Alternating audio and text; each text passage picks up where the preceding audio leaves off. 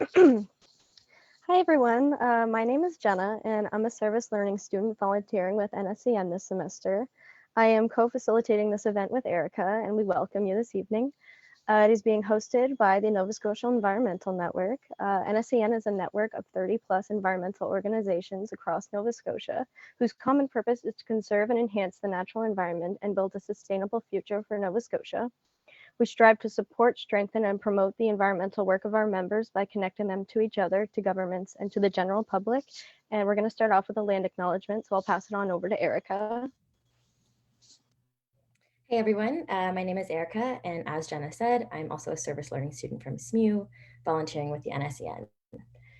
So before we start tonight's event, I would like to begin by acknowledging that we are in Mi'kma'ki, the ancestral and unceded territory of the Mi'kmaq people. This territory is covered by the Peace and Friendship Treaties of 1725. The treaties did not deal with surrender of the land, but did set out the rights and responsibilities that settlers and Mi'kmaq people owe to one another. As such, we are all treaty people. I'm now going to pass it back to Jenna to introduce our guest speaker for tonight. Lovely. So I'll be introducing our guest speaker, Ellen Riopel. She's an advocacy and operations coordinator at the Halifax Cycling Coalition. The Halifax Cycling Coalition is a nonprofit organization dedicated to advocating for safe and comfortable bicycle infrastructure. Their work is primarily focused on the Halifax Regional Centre while considering the whole of Halifax Regional Municipality in their scope. And now I'll let her take over. Sweet, thanks so much, Jenna. I'm just going to share my screen here. Yeah, I'm seeing some intros happening in the chat. Definitely let us know where you're tuning in from. Before we get started, I am just going to launch a poll. So you should see a very simple question pop up on your screen shortly. So just take a minute to answer that there.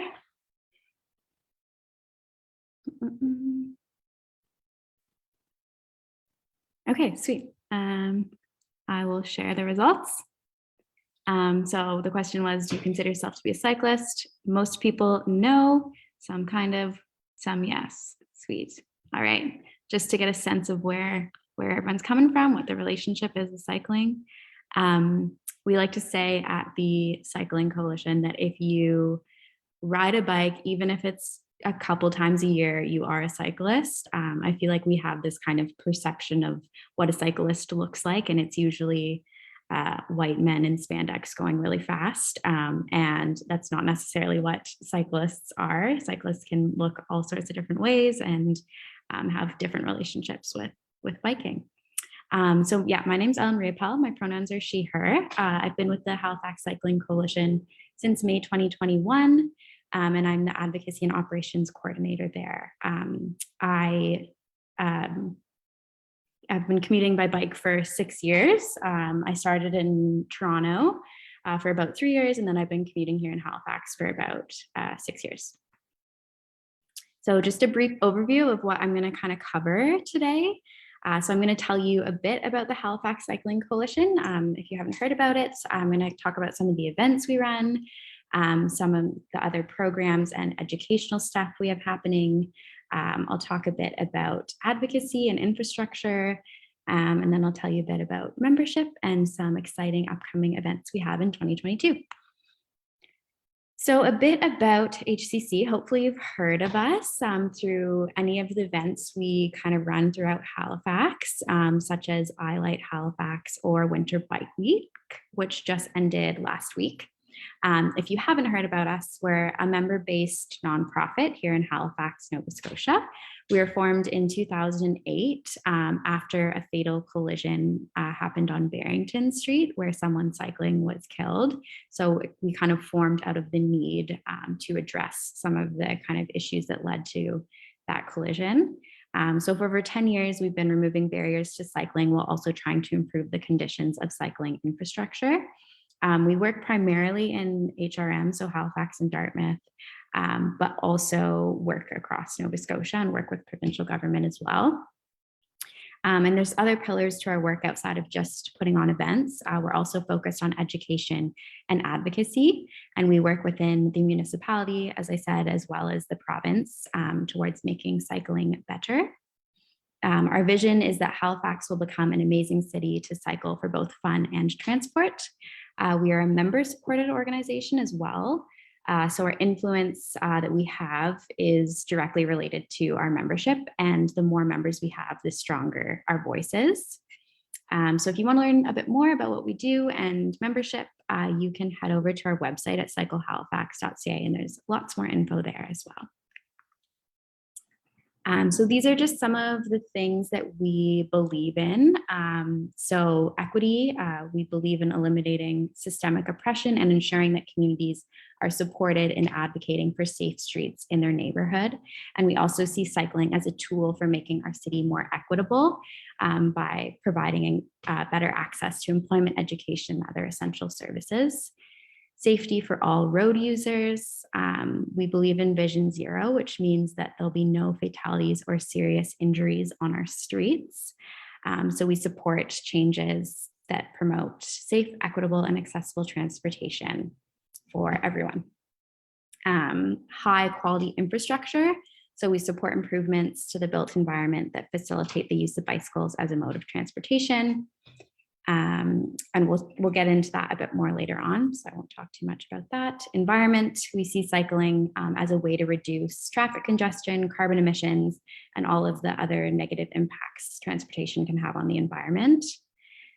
Community development, so we see cycling as a way to also facilitate people's engagement with their communities and local businesses. So I don't know if for people who have ridden their bike going somewhere, you have this sense of kind of camaraderie with other people biking that you just don't have with, you know, people who are sitting on the bus with you or people who are driving on your way to work.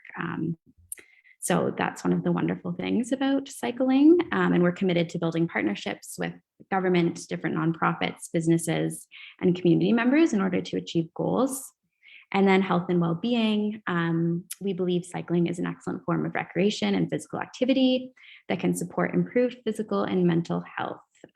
So one of my favorite things about cycling is I hate going to the gym.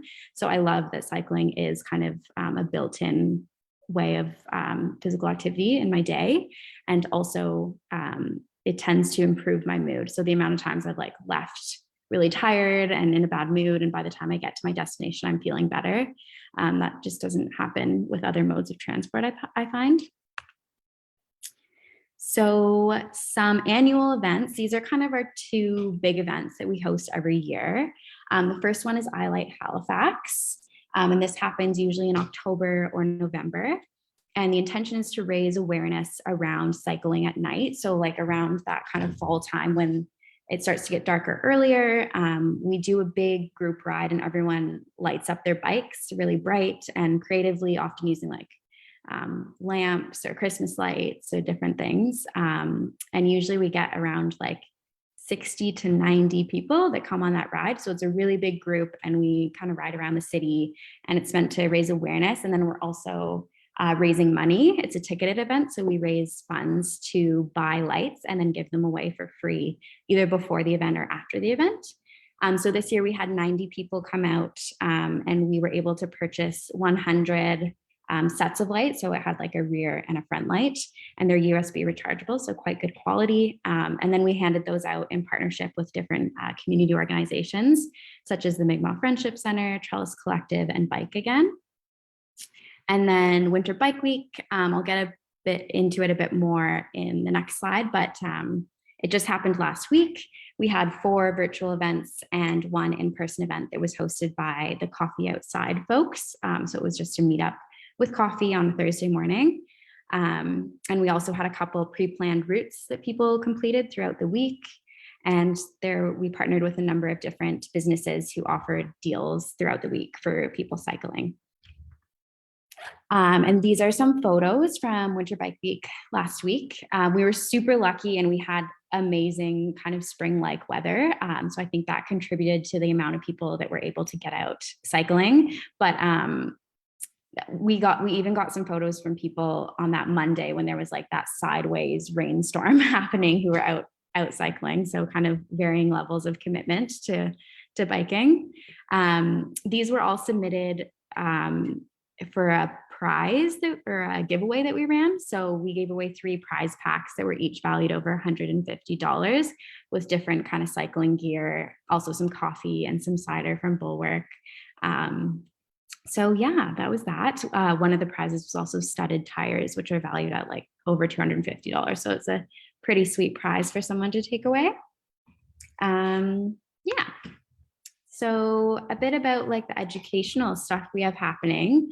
I think one of the biggest barriers to cycling is that a lot of people feel, especially in the city, that they don't know the rules of the road or don't really know where to start.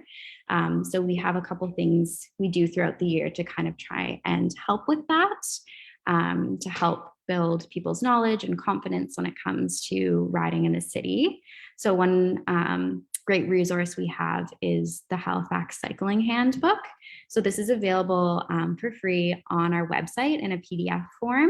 And you can also pick it up in a physical copy at different bike shops across HRM.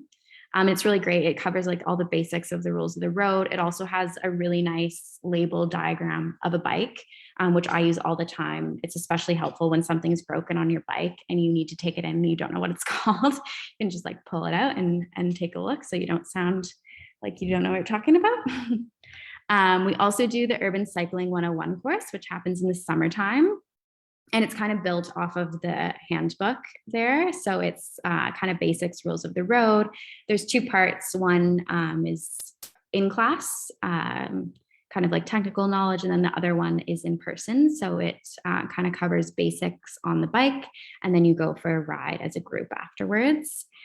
We also have like maintenance workshops throughout the year and winter bike workshops during the winter time. So lots of different stuff.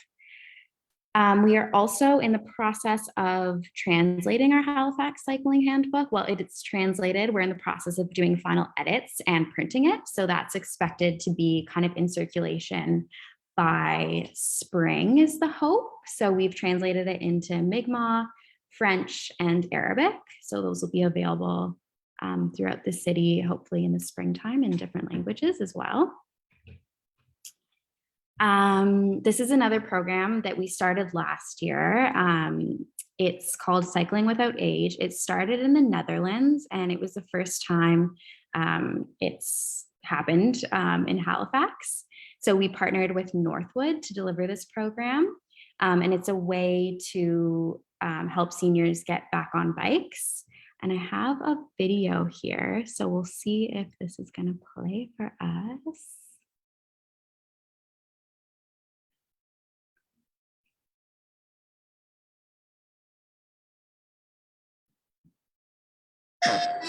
Whatever comes. Can you hear my sound on the video? Yeah. I will be ready. It's just not. Residents at long-term care homes have been cooped up for months during this pandemic, but now folks at Halifax's Northwood can get out for a spin and enjoy the fresh air. Colleen Jones is on the road for that story. Well, I'm off to Northwood for some sort of cycling story. Can't wait to see what this is all about. Cycling at Northwood.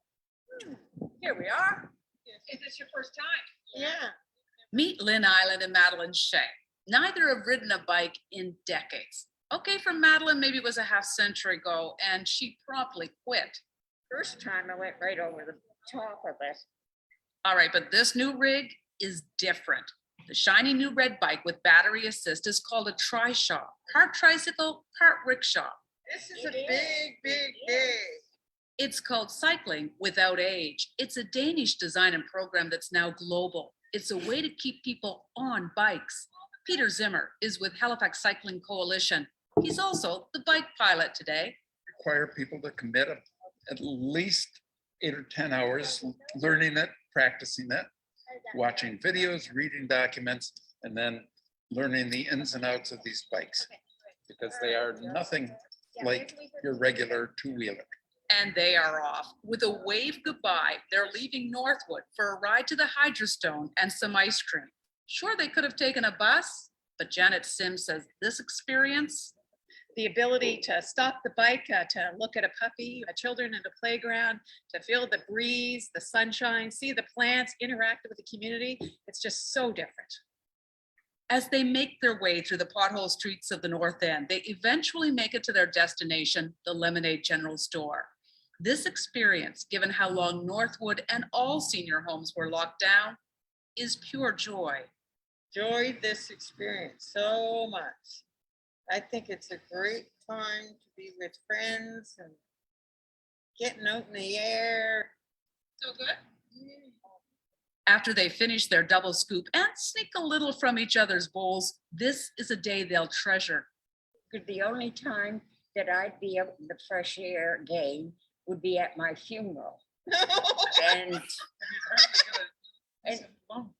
no, I would not. It's just beautiful. It's just friggin' beautiful. Yeah.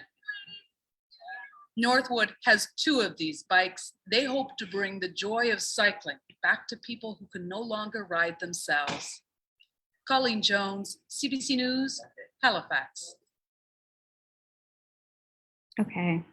Yeah, I just wanted to share that because I think it's just such a heartwarming little story that also just tells you kind of the basics about that program. Yeah, so we're going to be running that again starting in the spring. We're always looking for people who want to be trained to be pilots, to drive the trishaws. So that's a really cool opportunity to get involved with the Cycling Coalition, and keep an eye out in the North End for this rig driving around. It's always really fun to see. Okay, so I'm getting into kind of some AT infrastructure and advocacy type stuff. This is a pretty big part of what we do at the Halifax Cycling Coalition. So I just kind of wanted to cover some of the basics in terms of what we're working with here in Halifax. So great question in the chat. AT is active transportation. So it refers to like bike lanes, but also sidewalks and multi-use paths, anything that you're not using a motorized like vehicle that is, well, a car, because it can be like an e-bike or an e-scooter is also considered active transportation. So there's a couple kind of guiding principles in Halifax. The first one is the municipal design guidelines. So those, it's also called the Red Book, and they use a lot of the information that NACTO puts forward, and that's the National Association of City Transportation Officials. So it's a coalition of transportation officials across North America, as well as the Transportation Association of Canada, or the TAC. There's also the Integrated Mobility Plan, which I believe was launched in 2017, and the Centre Plan. So the Integrated Mobility Plan, the kind of vision behind it is that residents will have a choice of connected, healthy, affordable, sustainable travel options for moving both people and goods through integrated transportation and land use planning.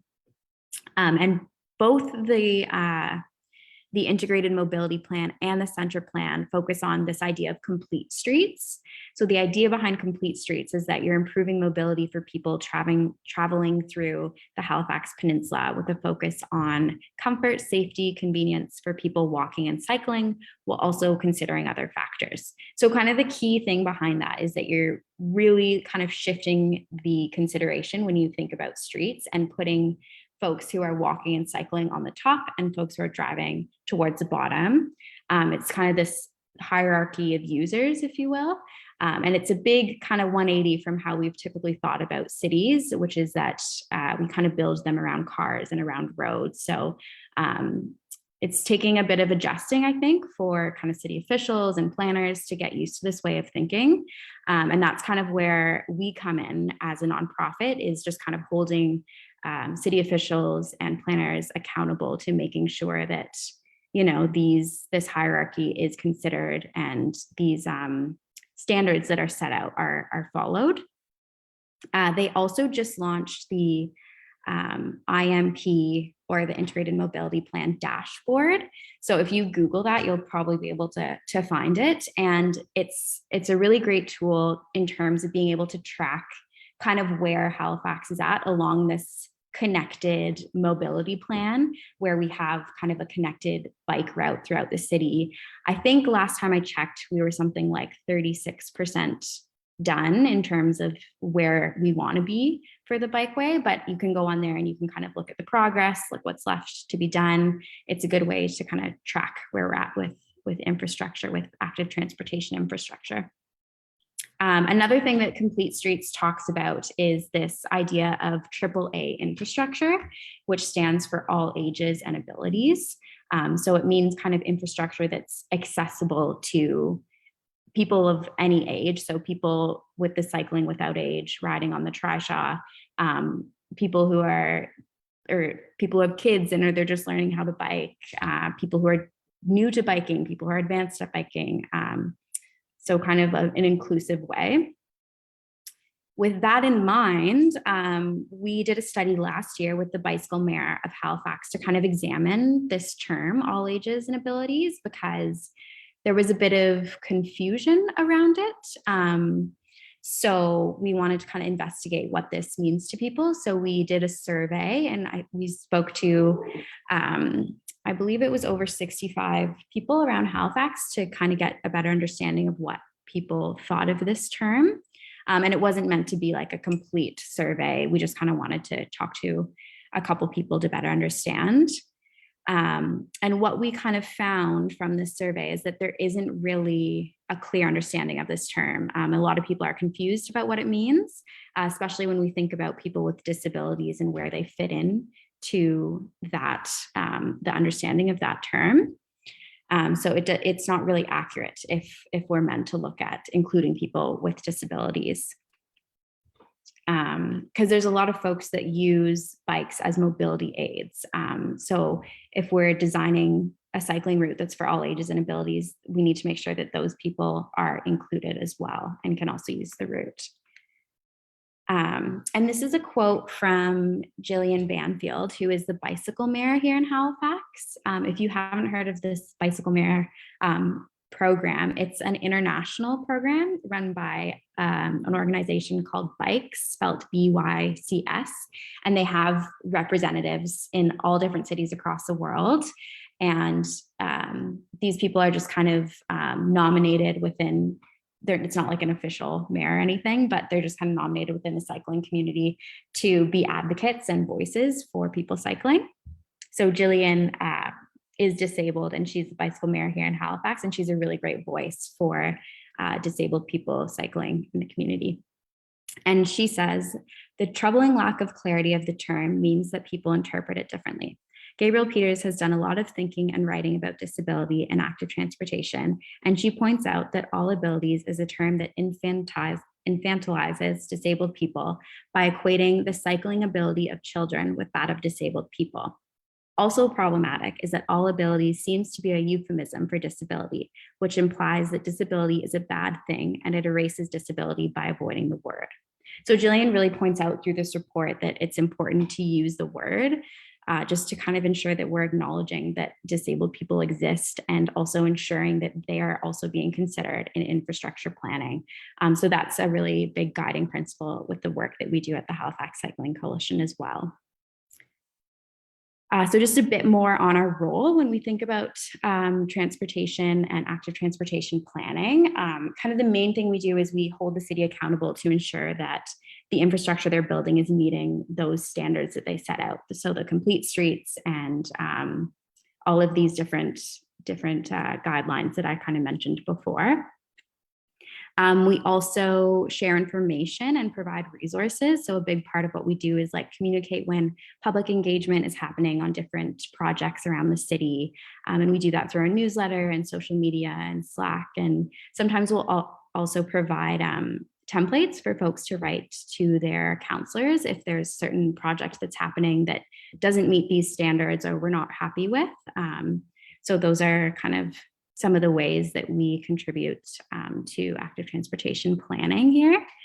And those are just some upcoming kind of projects that we are involved in and in discussion with city officials right now.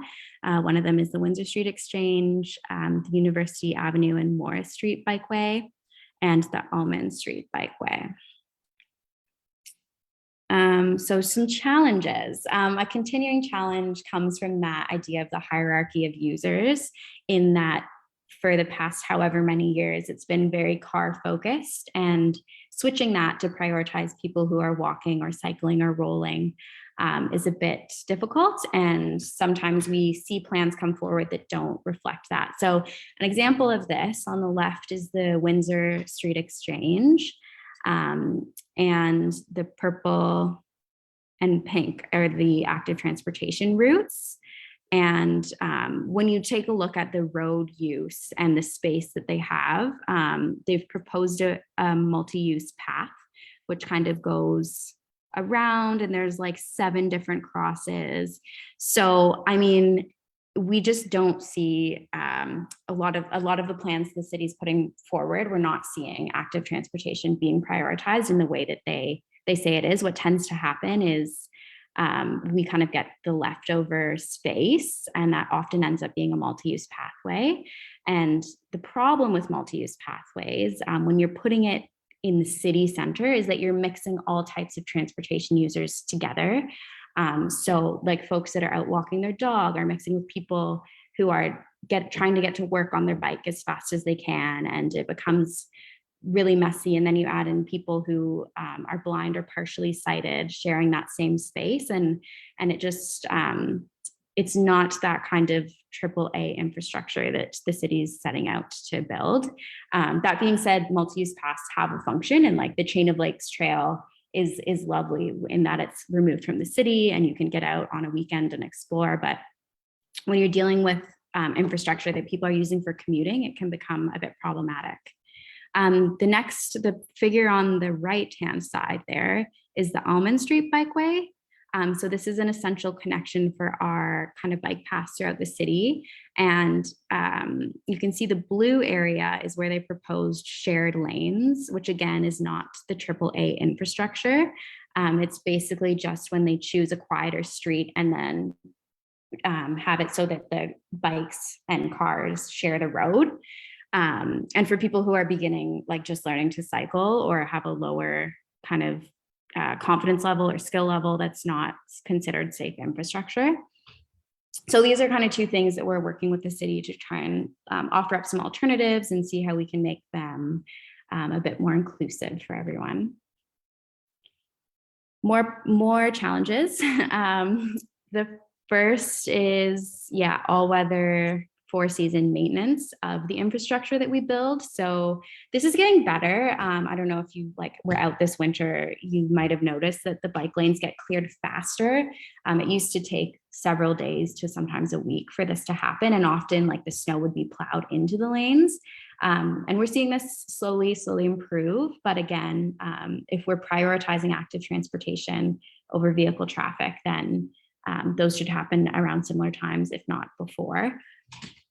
And then also another thing to flag is just communication around how we're talking about road users, in that, not all road users are necessarily the same. A kid out on his bike is very different than someone driving an SUV. So I think we need to reconsider the way that we're evaluating safety in that sense too. And membership. So I mentioned before that we are fueled by our members and membership dues. So we have a sliding scale of ways that you can become a member, starting with as low as $2 a month or $20 annually. And that kind of gets you a vote in our annual general meeting, as well as some other pretty cool benefits, including exclusive access to our Slack channel, which is pretty sweet to stay up to date on all the cycling related things happening in HRM. So that can be anything from a group ride or an event that Giant Bikes is hosting, to active transportation stuff and new builds happening in the city.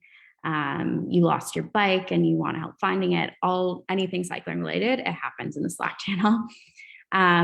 You also can get discounts when we have ticketed events. Usually our members have a discounted rate for those, as well as discounts at different local businesses. So bike shops, breweries, coffee shops, a bunch of different places.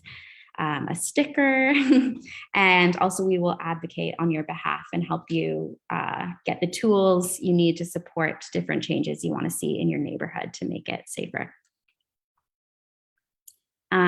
If you're not down to be a member, there's also a bunch of other ways you can get involved with the organization. We have pretty regular volunteer opportunities. You can also sign up for our newsletter and stay up to date on everything that's happening in HRM in relation to cycling. We have events that are open to anyone throughout the year. You can donate, or you can consider becoming a corporate member or talking to your workplace about becoming a corporate member. Upcoming events, so super exciting. Starting this Friday, the Bicycle Film Festival is happening virtually. So this will be a week-long film festival, and it's a diverse range of short films that are related to cycling. And I say cycling is a very broad kind of term. There's some mountain bike ones, there's ones that are more about advocacy, there's road racing, and they're international, so they're from all over the world. I previewed it and the films are very, very good, super engaging, and there's definitely something for everyone. A portion of the ticket sales go towards supporting the work that we do. And also included in your ticket purchase, you're entered to win 1 out of 4 $50 gift cards to MEC, as well as one $150 gift card to Halifax Cycles and Guitars. And you also get free popcorn for your at-home screening from Oxford Tap Room, as well as a special buy 3 get 1 beer free for your at-home screening. So you just show your ticket purchase and you can access those deals. And then a bit more on our 2022 plans. So yeah, it's been a long time of webinars and online things. So we're just really looking forward to hosting some more in-person events and kind of reconnecting with people who cycle in the city.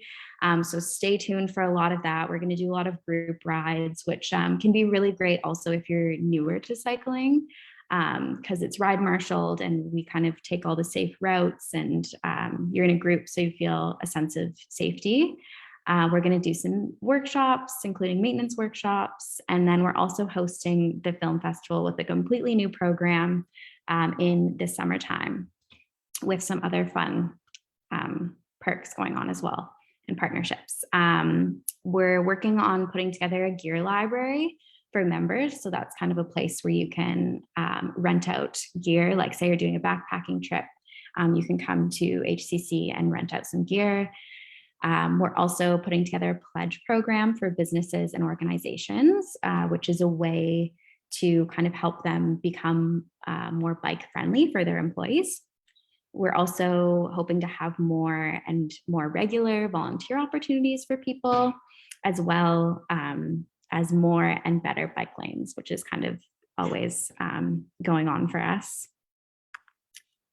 And these are the various ways that you can contact us, get in touch with us, stay up to date with what's happening. The email, there is the email that I monitor. So if you have any questions about anything in the presentation tonight, or just anything related to cycling, I know that a lot of the times I think of questions days after I receive information. So if that's also you, you can feel free to send me an email. Yeah, and then if anyone has any questions, I'm totally available to answer some questions, and I'd love to answer questions. I see one in the chat. Oh, I see a couple in the chat. Are you involved with Halifax? Yes, we are. We are kind of on a board of different nonprofits that get together to work towards meeting those goals. And we're also, a lot of the work we do is informed by what's kind of put out in there as well. What is the biggest barrier when trying to improve cycling infrastructure in a city, and how does Halifax rank in comparison to other cities? Oof, that's a big one, Dylan.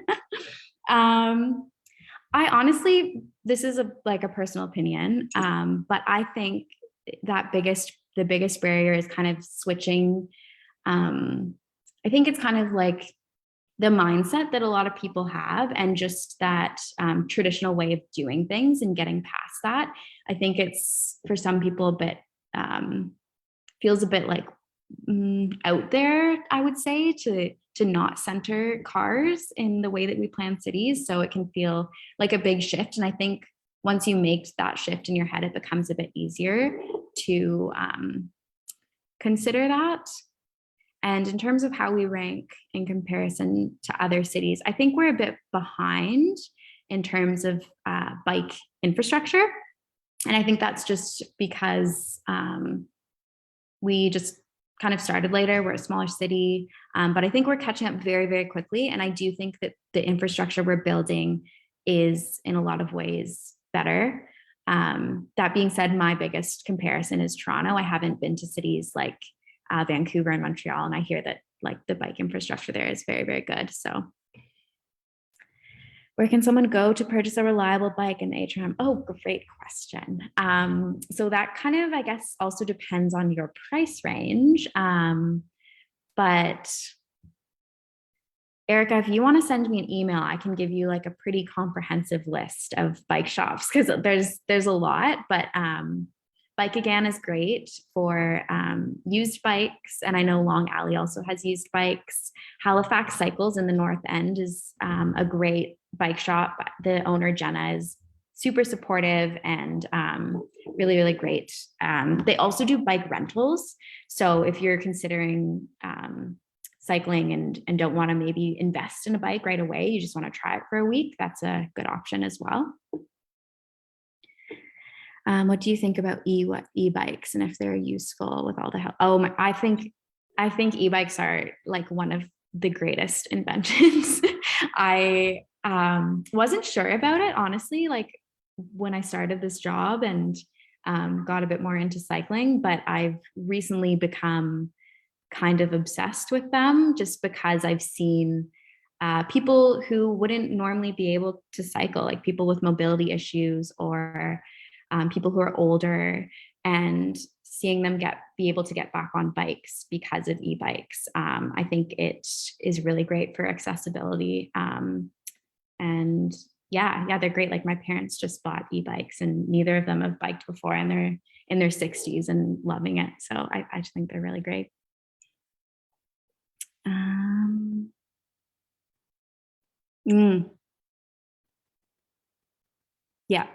Yeah. So Philip is asking, when the IMP was created in 2017, Halifax was already at 33%, meeting the targeted requirements, and have only added 8 kilometers since then. Yeah, when you put it like that, it's not the best, right? Their aim is to have it all completed by 2031. So seem way behind schedule with no urgency focus. Is that what HCC is seeing in its observations and engagements? That's definitely what we're seeing. I think that we're moving at a very slow pace. And I think there's a lot of frustration with people in the community around that, because there doesn't seem to be a sense of urgency. And we're also still seeing those traditional priorities play out, like for example, in the Windsor Street Exchange, where it's just not the type of infrastructure that was promised when the IMP came out. So yeah, it's a lot of just feels like kind of running into a wall when dealing with this kind of stuff, but there has been kind of progress made and improvements made. And again, like the more people that send emails and make a fuss about it, the more likely the city is to listen. So these are great questions, guys. Is there any easy way to store a bike in a small urban apartment? Great question. I struggle with that on my own. I live in quite a small apartment with 3 roommates and we all have bikes. So our living room is like couch and then a big pile of bikes. So, I mean, ideally apartments have bike storage, but a lot of them in the city unfortunately don't. So I know there's a couple places, like I think Cyclesmith was doing bike storage like through the winter. And I know like Park Lane Mall has bike storage for employees. So you could probably reach out about like having your bike stored if you're looking to just like have it stored somewhere through the winter. But yeah, with small apartments. You can also get like things that hang on the wall. So that kind of clears up some floor space from your bike for your apartment. Those have been really, really helpful from my experience. Yeah, that's a good question. Bike sitting around. So again, like this is kind of in relation to storing it, especially through the winter. The best is obviously just store it in a heated area. I made the mistake last year. I stored it in my brother's basement, which is very mildewy and moldy, and definitely had some negative impacts on my bike. It got really, really rusty. I think rust is probably the biggest thing you need to worry about, especially if it is kind of a more wet basement. So be cautious of that. I think it probably is a worry. I would just like take it out and put some chain lube on it every now and then. Maybe just bring it into the bike shop for a little tune up so none of the parts get seized. That's what happened with mine, is it got so rusted that the parts seized, and now it can't be taken off to make the repairs that it needs to have made.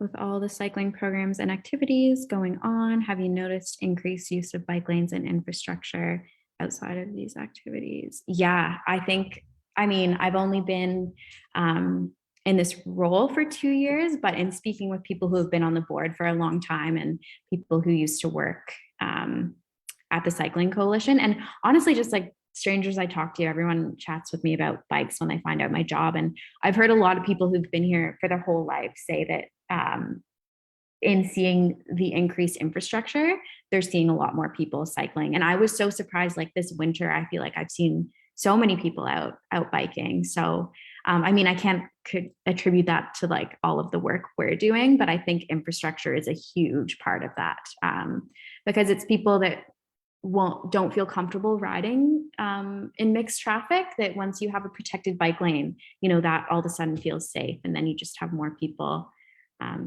getting out there cycling. So yeah.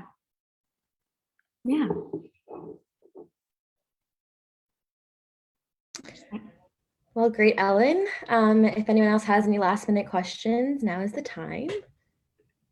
Yeah, or if I didn't answer something or you have follow-up, you can ask now. You can also, again, send me an email. I check that email regularly. So I'm happy to help with anything bike related.